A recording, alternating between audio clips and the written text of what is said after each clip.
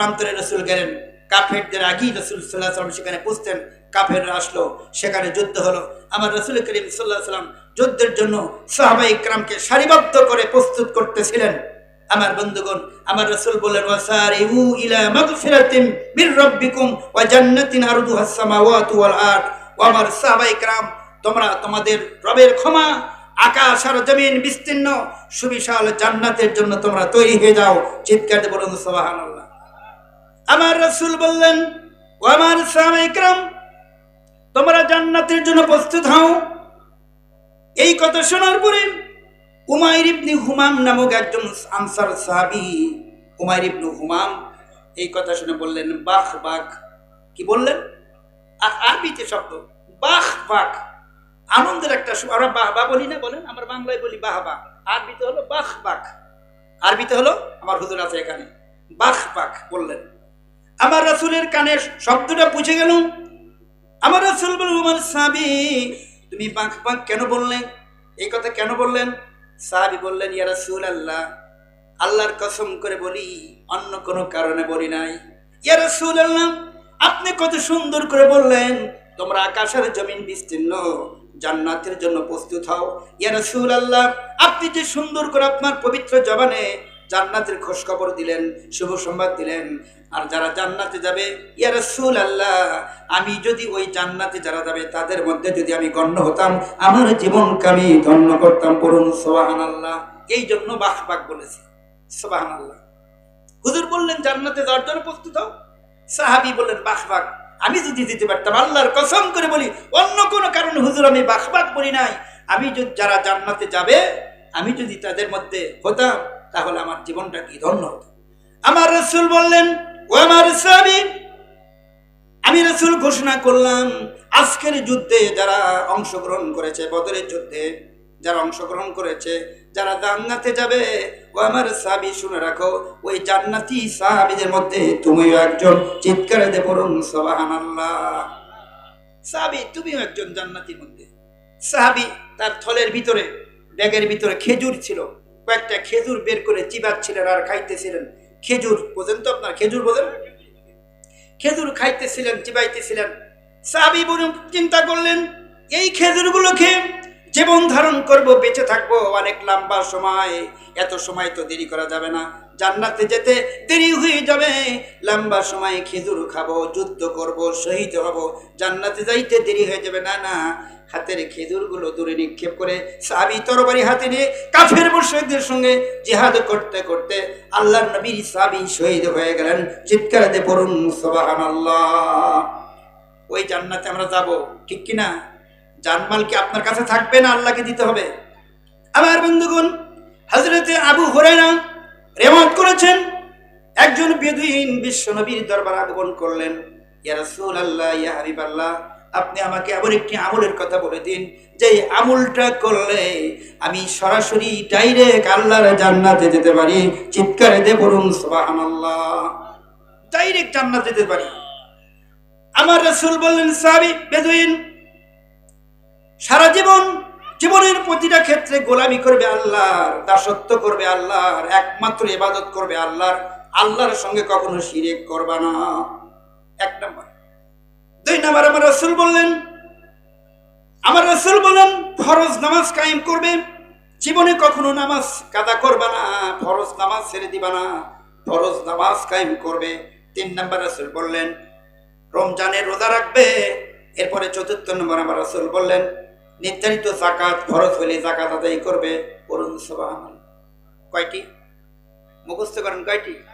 এক নম্বর, জীবনের ইবাদত করবে, আল্লাহর গোলামি করবে, আল্লাহর হুকুম ছাড়া কারো হুকুম মানবা না, আল্লাহর সাথে কখনো শিরক করবা না, ফরজ নামাজ কাজা করবা না, কখনোই নামাজ কাজা করবা না। এরপরে রমজানে রোজা রাখবা, নির্ধারিত যাকাত আদায় করবা। বেদুইন বললেন, ওই আল্লাহর কসম, যার কুদরতি হাতের মধ্যে আমার জীবন, ওই আল্লাহর কসম করে বলি, বিশ্ব নবী যা বলেছেন আমি এর চাইতে সামান্য একটু কমও করব না, সামান্য একটু বেশিও করব না। হুজুর যা বলেছেন আমি পুরোপুরি পূর্ণভাবে আমল করব। সুবহানাল্লাহ।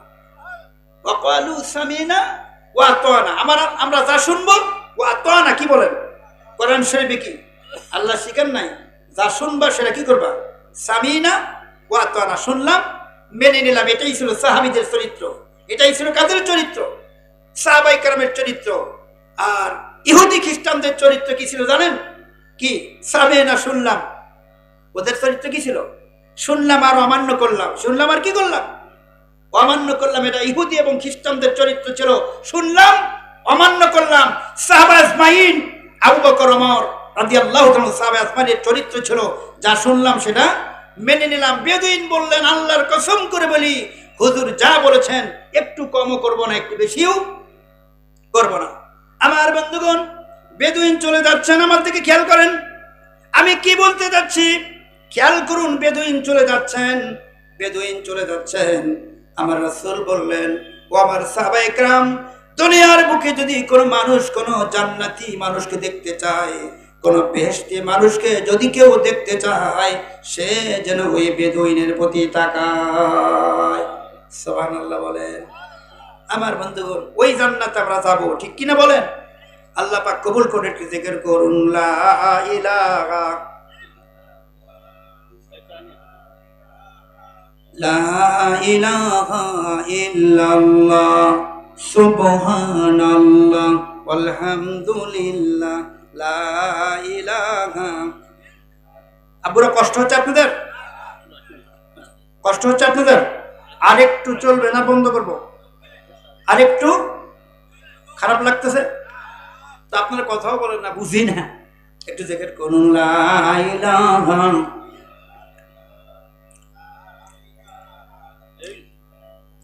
লা ইলাহা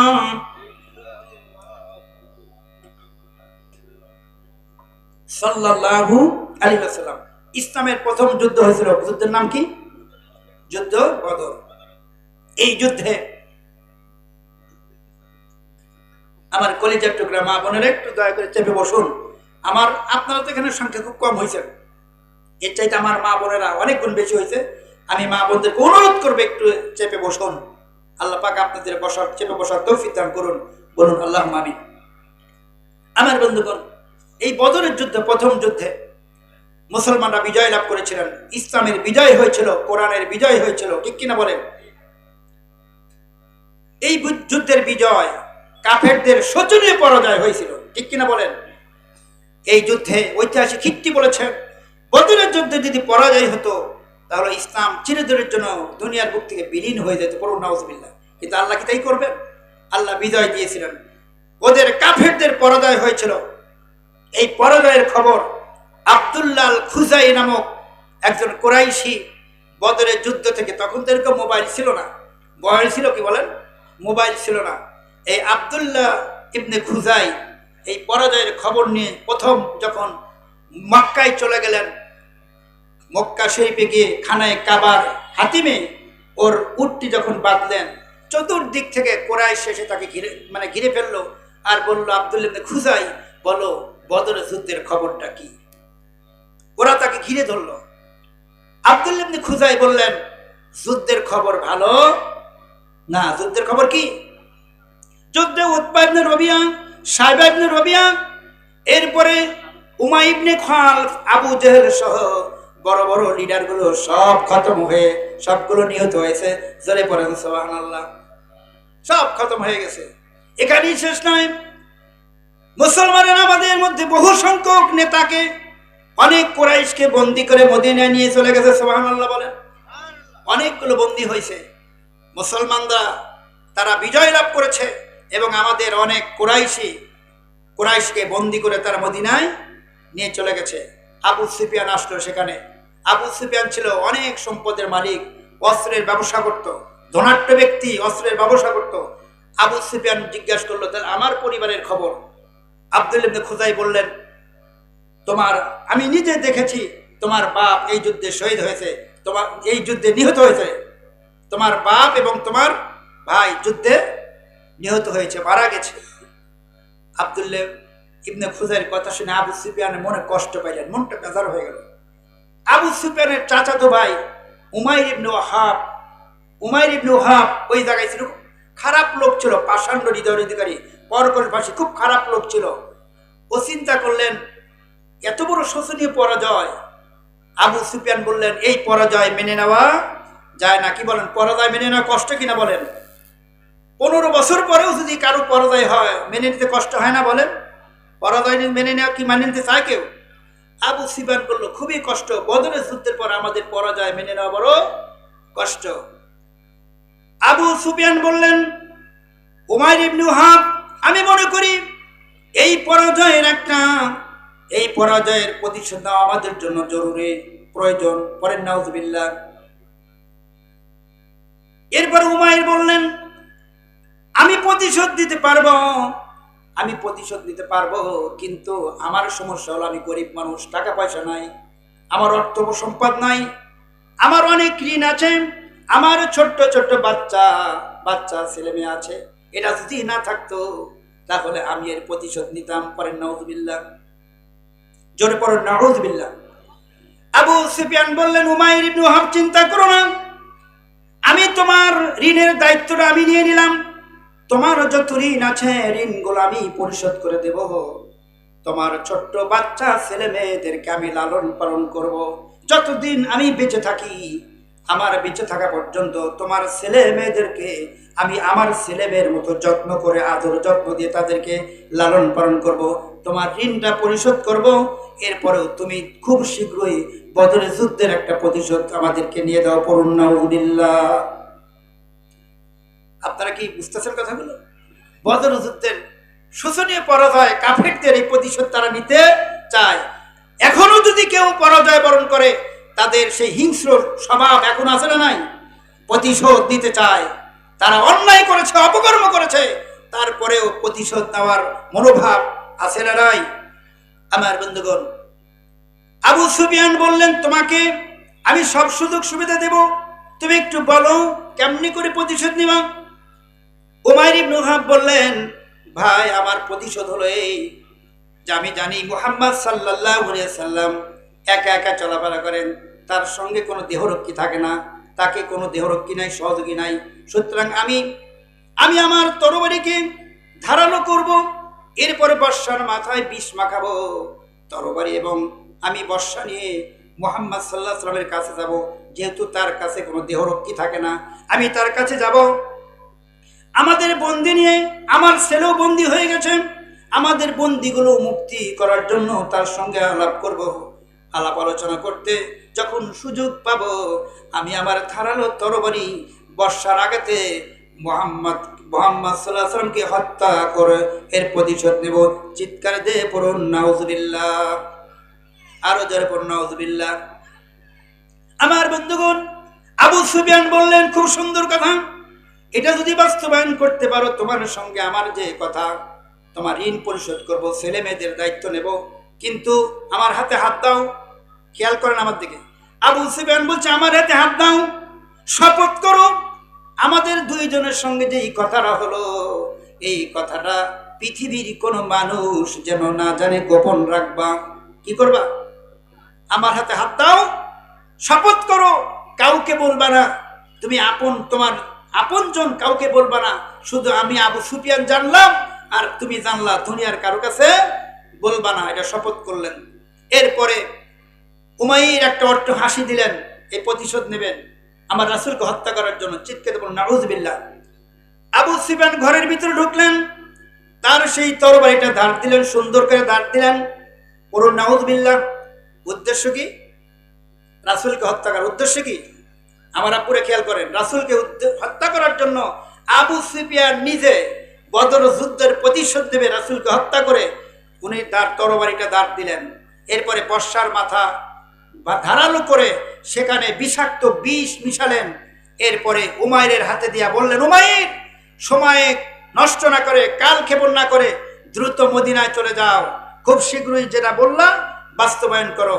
উমাইর চললেন, বদর যুদ্ধের প্রতিশোধ দেবেন আমার রাসূলকে হত্যা করার জন্য।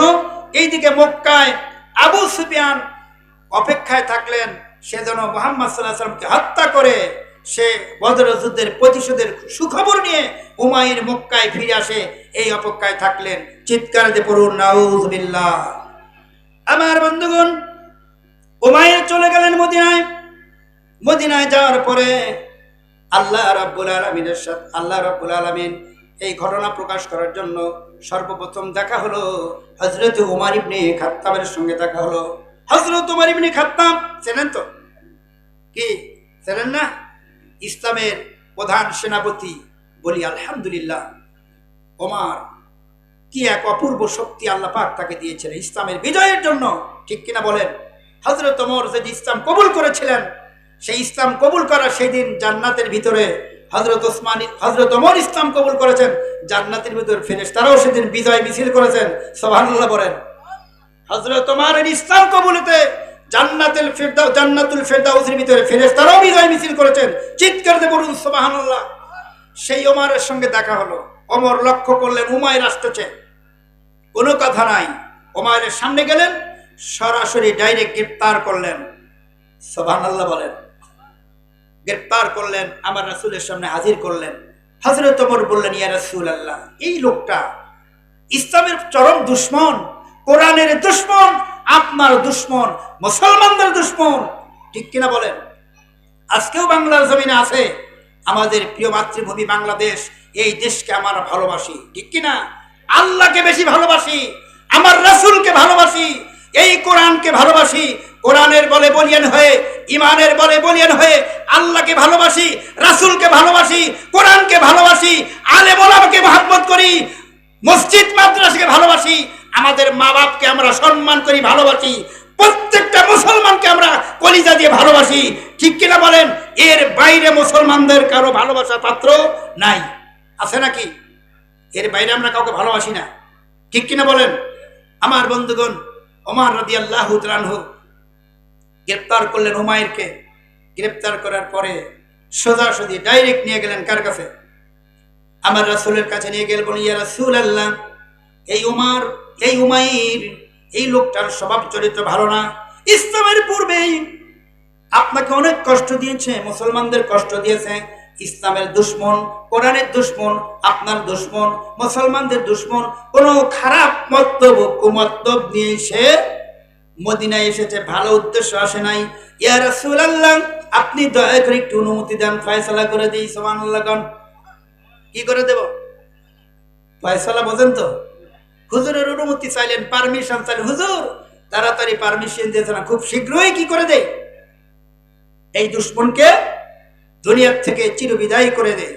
সে আমাদের দুশমন, সে ভালো মতলব দিয়ে মদিনায় আগমন করে নাই। আমার রাসূল ছিলেন রাহমাতাল লিল আলামিন। রাসূল কি ছিলেন?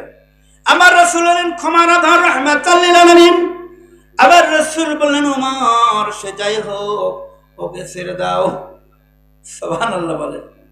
কি করো? আপনারা কি ছেড়ে দেওয়ার পক্ষে? হ্যাঁ, কথা বলেন না কেন? ছেড়ে দেওয়ার পক্ষে? মানুষের সব আশা পূরণ হয় না। আপনি একটা আশা করলেন, অনেক নিয়ত করলেন, সব আশা কি পূরণ হয়? বলেন, সব আশা পূরণ হয়? আল্লাহ রাব্বুল আলামিনের সিদ্ধান্ত, বড় বড় খোদাকে আল্লাহ ছোট ছোট মশা দিয়ে বিদায় করেন, ঠিক কিনা? আল্লাহর ফয়সালা, তাই না? বা আমার আব্বুরা বলেন, তাই না? নমরুদের মতো গাড্ডা কাফেরকে মশা দিয়া, ঠিক কিনা? ফেরাউনের মতো বড়, আনা রাব্বুকুমুল আলা বলেছিল, আমি বড় রব। আল্লাহ ইঁদুর চুবাই মারছেন, কথা বলেন, ঠিক কিনা? সব আশা কি পূরণ হয়? বড় বড় করে আল্লাহ ছোট দিয়ে ধরে, ঠিক কিনা? আমি কি রাগ করতেছি না? রাগ করেন নাই তো? আমার বন্ধুগণ, এদেশে বাংলাদেশেও ছোট্ট ছোট্ট কলিজার টুকরা সন্তানেরা কি বৈষম্য, কি বলেন, বৈষম্য দূর করার জন্য তারা বেশি কিছু বলেন নাই, তাদের ন্যায্য অধিকার চেয়েছিলেন, ঠিক কিনা? মেধা, লেখাপড়া করে এই মেধার গুরুত্ব দিতে হবে, কথা বলেন, ঠিক কিনা? কিন্তু আমি সেটা বুঝি নাই, না বুঝার কারণে শেষে সেটা হলো কি? পদত্যাগ। কি হলো? পদত্যাগ। বুঝেন? আল্লাহ করলো পদত্যাগ, দেশ ত্যাগ। সুবহানাল্লাহ। সিদ্ধান্ত কারটা পূরণ হয়েছে? বলেন কারটা? আল্লাহ বলছেন পদত্যাগ, দেশ ত্যাগ, ঠিক কিনা বলেন? তো আল্লাহটাই বাস্তবায়ন হবে, ঠিক কিনা? আমরা যত চিন্তা ভাবনাই করি না কেন, মনের মধ্যে যত কল্পনাই করি না কেন, আমাদের বাস্তবায়ন হবে না। উমাইর এবং আবু সুফিয়ান গোপন পরামর্শ, ঠিক কিনা? কি পরামর্শ? গোপন পরামর্শ। এই খবর জানি কেউ না জানে, দুনিয়ার কেউ যেন না জানে। আল্লাহ জানে না? আব্বুরা জানে না? জানেন তো? আল্লাহ রাব্বুল আলামিন জানেন। এই জন্য আল্লাহ রাব্বুল আলামিনের সিদ্ধান্ত, আমার রাসূল কি করলেন? ক্ষমা করে দিলেন। বলেন সুবহানাল্লাহ। রাসূল সাল্লাল্লাহু আলাইহি ওয়াসাল্লাম ক্ষমা করে দিলেন উমাইরকে ক্ষমা করে দিলেন। ওমর চলে গেলেন। হযরত ওমরের মধ্যে ওমরের অন্তরের ভিতরে ওই বিষয়টা এখন আছে, এ তো ইসলামের দুশমন। কয়েকজন সাহাবীকে বললেন, ওমর, এই যে গাড্ডা কাফের উমাইর ইসলামের দুশমন, কোরআনের দুশমন, রাসূলের দুশমন, মুসলমানদের দুশমন, সে কোনো খারাপ মতলব নিয়ে মদিনায় এসছে। তোমরা দুটা চোখ নয়, অগণিত চোখ ওর দিকে রাখো। ও যেন আমাদের ইসলামের কোনো ক্ষতি করতে না পারে, মুসলমানদের কোনো ক্ষতি করতে না পারে, আমার রাসূলের কোনো ক্ষতি করতে না পারে। তোমরা ওকে চোখে চোখে রাখো। হযরত ওমর বললেন, ক্ষমা তো করে দিলেন, ফয়সালা করতে চাইলেন ওমর, হত্যা করবে, কিন্তু রাসূল পারমিশন দিলেন না। আমার রাসূল বললেন, ক্ষমা করে দাও। ক্ষমা করে দিলেন, কিন্তু দৃষ্টি রাখতে হবে ও যেন কোনো ক্ষতি করতে, আমার আব্বুরা ক্ষতি করতে। আমার প্রিয় মাতৃভূমি বাংলাদেশ, এই দেশ আমাদের কলিজা, ঠিক কিনা বলেন? আমরা দেশকে মহাব্বত করি, ভালোবাসি, কিন্তু মুশরিকরা আমাদের বন্ধু হতে পারে না। আমার রাসূল বলেছেন, ইসলামের চরম দুশমন, ইসলামের শত্রু হলো মুশরিকরা। এক নাম্বার কারা? বলেন আব্বুরা কারা? 2 নাম্বার ইহুদি, 2 নাম্বার ইহুদি, 3 নাম্বার খ্রিস্টান, 3 নাম্বার তো বোঝেন। 1 নাম্বার মুশরিক, 2 নাম্বার কারা? ইহুদি, 3 নাম্বার কারা? খ্রিস্টান। কিন্তু এরপরে 4 নাম্বার আরেকটা আছে, এটা আরো মারাত্মক। তার নাম আপনারা বলেন, আমি বলবো না। বলেন, ওইটা আপনারা চেনেন? ওইটা স্থান কিন্তু আবার মসজিদে বেশি পাওয়া যায়, মসজিদের সামনের কাতারে, তাফসীর মাহফিলের সামনে, গানের আড্ডার সামনে। কথা বলেন ঠিক কিনা? এদের নেতার নাম জানেন? ওই মুনাফিকদের নেতার নাম কোন আপনারা? উবাই ইবনে সুলুল। নাম কি মুখস্থ করেন? উবাই ইবনে সুলুল, ওদের নেতা। মুনাফিকদের নেতার নাম জানেন আপনারা? ইন্নাল মুনাফিকিনা ফি দারকিল আসফালি মিনান নার। আল্লাহ বলছেন আমি কাফেরদের জাহান্নাম উদ্বোধন করব না, আমি মুশরিকদের জাহান্নাম উদ্বোধন করব না, আমি ইহুদিদের জাহান্নাম উদ্বোধন করব না, আমি মুনাফিকদের জাহান্নাম উদ্বোধন করব। ঘোষণা কার? এই জন্য মুসলমানদের সতর্ক হওয়া দরকার আছে না নাই? আমার আব্বুরা, আমার নাম যত বড় হুজুর হই না কেন, আমার আপনার নাম যেন ওই মুনাফিকের তালিকায় না থাকে। কথা বলেন ঠিক কিনা? থাকলে জাহান্নাম উদ্বোধন হবে আমাক দিয়ে, আপনার দিয়া। কথা বলেন ঠিক কিনা? একটু জিকির করুন, লা ইলাহা ইল্লাল্লাহ।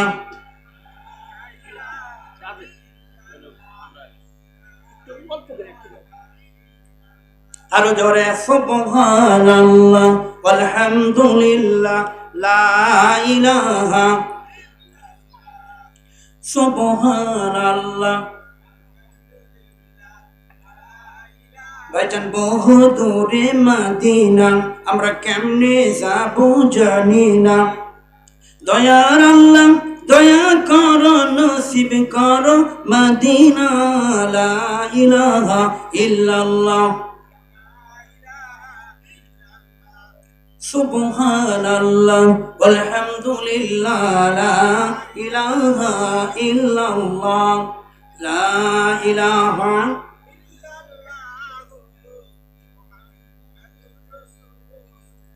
সাল্লাল্লাহু আলাইহি ওয়াসাল্লাম। আমার বন্ধুগণ, আল্লাহ রাব্বুল আলামিন বললেন, কুল ইন কুনতুম তুহিব্বুনাল্লাহ ফাত্তাবিউনি।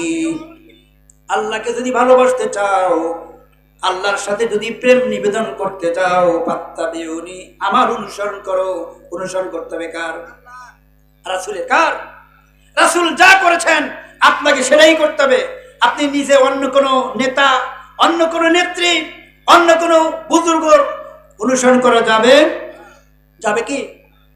লাকাদ কানা লাকুম ফি রাসূলিল্লাহি উসওয়াতুন হাসানাহ। আমার আল্লাহ বলছেন, অনুসরণ করার জন্য, একমাত্র গ্রহণযোগ্য অনুসরণ করার জন্য আমার রাসূলের মধ্যে রয়েছে তোমাদের সর্বোত্তম আদর্শ। ঠিক কিনা বলেন? জিকির করুন, আল্লাহু আল্লাহ।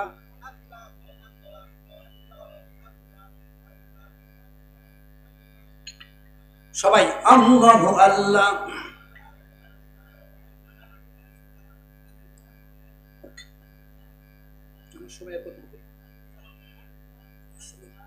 আল্লাহু আল্লাহ আল্লাহু আল্লাহ লা ইলাহা ইল্লাল্লাহ মুহাম্মাদুর রাসূলুল্লাহ পড়ুন সাল্লাল্লাহু আলাইহি ওয়াসাল্লাম। আমার বন্ধুগণ হযরত ওমর রাদিয়াল্লাহু তাআলা আনহু উমাইরকে বললেন তোমরা চোখে চোখে দেখো, ও যেন ইসলামের কোনো ক্ষতি করতে না পারে।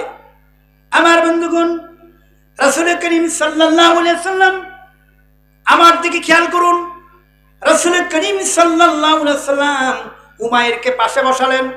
এদিকে তাকান, আমার দিকে লক্ষ্য করেন। উমাইরকে পাশে বসালেন। এদিকে খেয়াল, মজা শোনেন, মজা, এদিকে মজা পাবেন একটু। এদিকে উমাইরকে পাশে বসালেন। রাসূল সাল্লাল্লাহু আলাইহি ওয়াসাল্লাম ক্ষমা করে দিলেন। কি করলেন? ক্ষমা করে দিলেন। পাশে বসেন, বললেন উমাইর তুমি কোন মতলব নিয়ে, কি উদ্দেশ্য নিয়ে মক্কা থেকে এখানে এসেছো বলো? কেন, উদ্দেশ্যটা কি? মানুষের মনে অনেক উদ্দেশ্য থাকে না বুড়া? বলেন থাকে না? থাকে না? থাকে, ভালো থাকে, খারাপও। ভালোটাও আমরা জানি না, খারাপটাও জানি না। জানেন কি? আমার রাসূল বলেন উমাইর কেন এসেছো, উদ্দেশ্যটা কি, মনের কি খাওয়ার উদ্দেশ্য আছে বলো। উমাইর বললেন ইয়া রাসূলুল্লাহ আমার উদ্দেশ্য ভালো। আমার ছেলে গ্রেপ্তার হয়ে বদরের যুদ্ধ বন্দী হয়ে আমার ছেলে আপনাদের এখানে এসেছে। আমাদের অনেক কুরাইশি ভাইরা বন্দী হয়ে এসেছে। দয়া করে যদি আপনি তাদের মুক্তি দিতেন, আমার ছেলেকে যদি আপনি মুক্তি দিতেন। আমার ছেলেকে মুক্তি করার জন্যই আমি এসেছি, অন্য কোনো উদ্দেশ্য আসি নাই। বলুন নাউযুবিল্লাহ। ওকে ঠিক বলতেছে? ঠিক বলতেছে? আমার রাসূল একটু মজা করে, মৃদু হাসি দিয়ে আমার রাসূল বলেন উমাইর এটাই যদি তোমার মন্তব্য হয়, তোমার মনের খবর যদি এটা হয়, তাহলে বলো তোমার এই যে গলার চতুর্পাশে তীর, ধনুক, বর্ষা, এগুলো তরবারি নিয়ে এসছো কেন? কেন নিয়ে আসছো এগুলো? বন্দি মুক্তি করার জন্য তো এগুলো দরকার নাই। এগুলো দরকার আছে নাকি? তীরের দরকার নাই, বর্ষার দরকার নাই, তরবারির দরকার নাই। তোমার গলার চতুর্পাশে এগুলো তরবারি, তীর, ধনুক, বর্ষা, এগুলো নিয়ে এসেছো কেন? সুবহানাল্লাহ কান। রাসূল বলে দিলেন। ও তারপরেও বলতেছে, মানে ও মিথ্যাকে, আজকেও আমাদের দেশে বাতিল যারা মিথ্যাকে প্রতিষ্ঠিত করার জন্য তার সত্যকে ঢেকে রাখা হয়, সত্যকে গোপন করা হয়, ঢেকে রাখা হয়। কথা ঠিক কিনা বলেন? সত্যকে ঢেকে রেখে গোপনকে, মানে তারপর বাতিল মিথ্যাকে তারা প্রতিষ্ঠিত করতে চায়। উমাইর বারবার বললেন যে আমি বলছি যে আমার ছেলেকে উদ্ধার করার জন্য এসেছি। রাসূল বললেন না, সত্য কথা বলো। ও বলে না। রাসূল বললেন সত্য উদ্দেশ্য করে বলো, কেন এসেছো? ও বলে না। আবার রাসূল বললেন উমাইর সত্য কেন এসেছো বলো। উমাইর বললেন আমি আমার ছেলেকে মুক্ত করার জন্যই এসেছি। আমার রাসূল বললেন উমাইর এটাই যদি হয়ে থাকে তাহলে তুমি আর আবু সুফিয়ান কাবা শরীফের হাতিমে বসে দুইজন কি গল্প করতেছিলে? সুবহানাল্লাহ বলেন। আব্বুরা বুঝাতে পারতেছি? তোমার এটাই যদি আশা হয় ছেলেকে মুক্তি করার জন্য, তাহলে আবু সুফিয়ান আর তুমি এই দুইজন কাবা শরীফের হাতিমে বসে কি গল্প করতেছিলে? ও আর কথা কয় না। আমার বাংলাদেশেও এইরকম চক্রান্তকারী লোক আছে না নাই? আছে না নাই? এরকম দেশ নিয়ে, ইমানদারদের নিয়ে, আলেম ওলামাদের নিয়ে বিভিন্ন প্রকার চক্রান্ত ষড়যন্ত্র হয় না? হয় না? এর পরিণতি ভালো নয়, ঠিক কিনা? আপনি যদি কাউকে ক্ষতি করার জন্য, আপনি যদি ইসলামের 12টা বাজানোর জন্য, ক্ষতি করার জন্য কিছু করেন, ইসলাম কার? ইসলামের মালিক আল্লাহ, কোরআনের মালিক আল্লাহ, ঠিক কিনা বলেন? ইসলামকে দমিয়ে রাখা যাবে না, কোরআনকে দমিয়ে রাখা যাবে না, ঠিক কিনা বলেন? আমার বন্ধুগণ, আমার রাসূল বললেন উমাইর কাবা শরীফের হাতিমে বসে তুমি বলতেছিলে আবু সুফিয়ান আমি গরিব মানুষ, অর্থ নাই, টাকা পয়সা নাই, সম্পদ নাই, আমার অনেক ঋণ আছে, আমার ঋণ আছে। এরপরে তোমার ছোট্ট ছোট বাচ্চা ছেলে মেয়ে আছে। আবু সুফিয়ান তোমাকে বলেছিল বদরের যুদ্ধের প্রতিশোধ নিতে হবে, এই কথা বলেছিল। আর তুমি বলেছিলা যদি আমার ছোট্ট বাচ্চা ছেলে মেয়ে না থাকতো, তাহলে আমার ঋণ যদি না থাকতো, আমি মুহাম্মদকে হত্যা করে আমি বদর যুদ্ধের প্রতিশোধ নিতাম। করুন নাউজুবিল্লাহ। তুমি কি এটা বলো নাই? সুবহানাল্লাহ বলেন। এই উমাইর তুমি তো বলছো যে আমি বদর যুদ্ধের প্রতিশোধ দেব মুহাম্মদকে কি হত্যা করে। এই জন্য আবু সুফিয়ান তরবারি নিজে দাঁড় দিয়েছে, তরবারির বর্ষার আগায়